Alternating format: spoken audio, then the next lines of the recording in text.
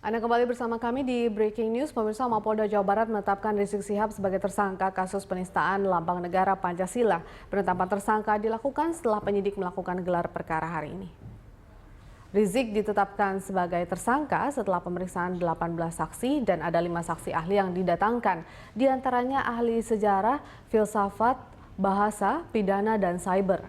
Setelah pemeriksaan selesai, Mapolda Jawa Barat menetapkan Rizik sebagai tersangka. Rizik Syihab disangkakan pasal 154A tentang penghinaan lambang negara dan pasal 320 tentang pencemaran nama baik.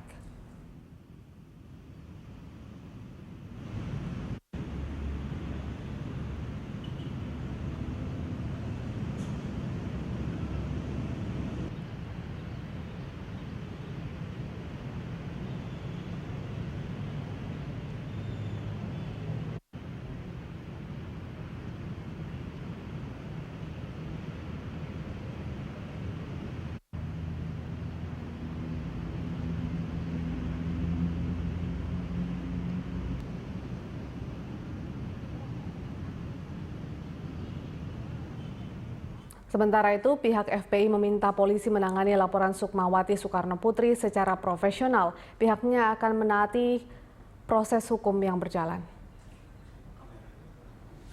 FPI meminta agar pernyataan yang disampaikan polisi nantinya tidak provokatif. Meski Rizik Syihab telah ditetapkan sebagai tersangka, sebelumnya FPI berjanji akan menaatinya dan akan menghadapinya melalui proses hukum. Sebelumnya, polisi sudah melakukan 2 kali gelar perkara terkait dugaan penghinaan lambang dan dasar negara Pancasila yang dilaporkan oleh Sukmawati Soekarno Putri pada November 2016 lalu.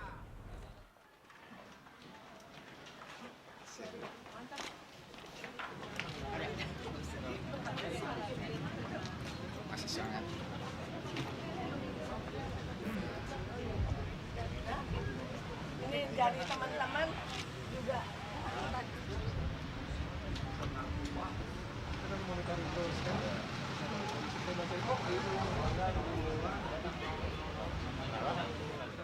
Ya, mundur dulu.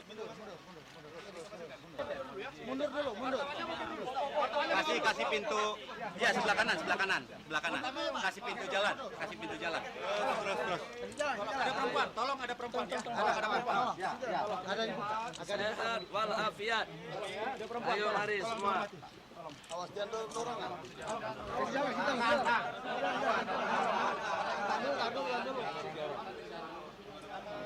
Ya.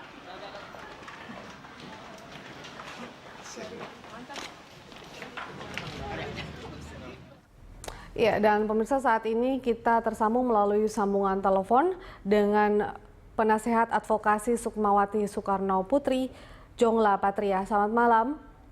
Malam, Mbak. Ya, kalau melihat penetapan status tersangka Rizik Syihab saat ini, apa tanggapan dari pihak penasehat advokasi sendiri? Ya, kalau saya lihat itu kan sudah berjalan dari bulan Oktober ya. Laporan Mbak Sukmawati Soekarno Putri 27 Oktober tahun kemarin ya kan.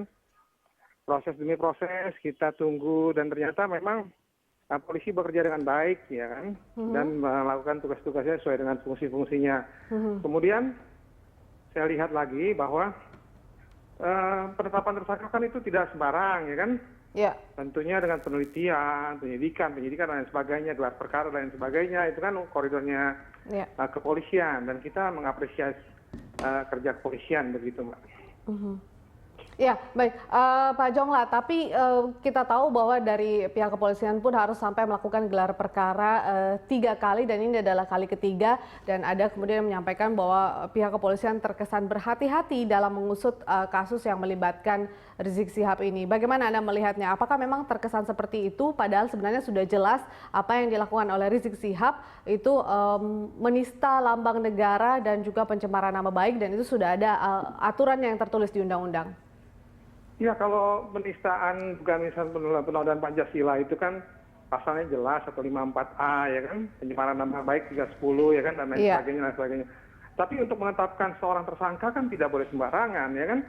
Itu adalah harus diprediksi dan dianalisa dan dirangkum dalam sebuah kekuatan hukum sehingga terjadilah proses akhirnya menjadikan seseorang jadi tersangka, bukan begitu kan?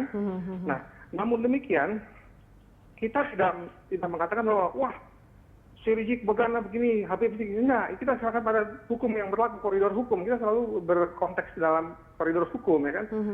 Itu aja kalau saya artinya bahwa kalau nantinya memang Habib Rizik menyatakan tidak sependapat dengan apa yang kami laporkan, ya silakan nanti di pengadilan kan?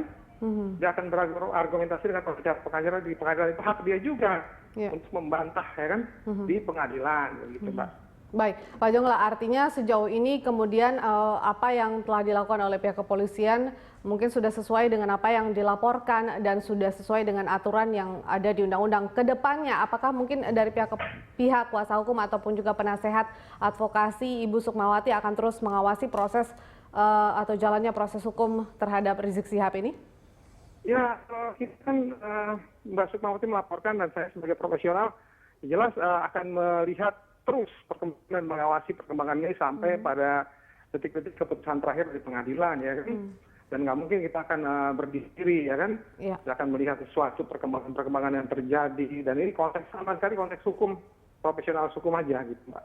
Baik, terima kasih Pak Jongla Patria sudah bergabung bersama kami. Kita berharap kemudian proses hukum yang berjalan bisa berjalan dengan baik, khususnya yang melibatkan tersangka Rizik Syihab terkait dengan penistaan lambang negara.